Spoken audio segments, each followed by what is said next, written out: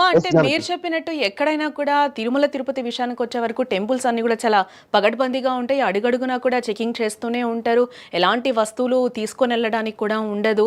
ఇంత కఠినంగా ఉండే టీటీడీలో ఇలాంటిది జరగడం మనం ఏ విధంగా చూడాలి? ఆ పర్సన్ ఎలా లోపలికి వెళ్ళాడు? ఇప్పటివరకు ఏమైనా పోలీసులు దీనికి సంబంధించి ఏమైనా ఒక క్లారిటీకి రావడం జరిగిందా? దీనికి సంబంధించి టీటీడీ ఏమైనా రెస్పాండ్ అయిందా? వాళ్ళ వెర్షన్ ఏ విధంగా ఉందసలు?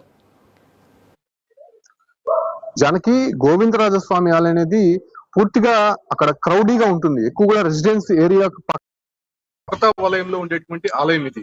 సో కంప్లీట్ గా ఆ వ్యక్తి అక్కడికి అందులో కూడా మద్యం సేవించి లోపలికి వెళ్ళినట్టయితే తెలుస్తోంది. మద్యం మత్తులోనే అతను గుడిలో నుంచి గోపురం పైకి వెక్కినటువంటి ఆ వ్యక్తిని పూర్తిగా ఎక్కిన తర్వాత అతను గోపురం పైన ఉన్నటువంటి కలశాలను ధ్వంసం చేస్తున్నట్టుగా అప్పుడు గుర్తించారు భద్రతా సిబ్బంది. సో వెంటనే ఫైర్ సిబ్బంది పోలీసులకి సమాచారం ఇవ్వడంతో 3 గంటల పాటు శ్రమించి అతన్ని ఎట్టకేలకు కిందకి దింపారు.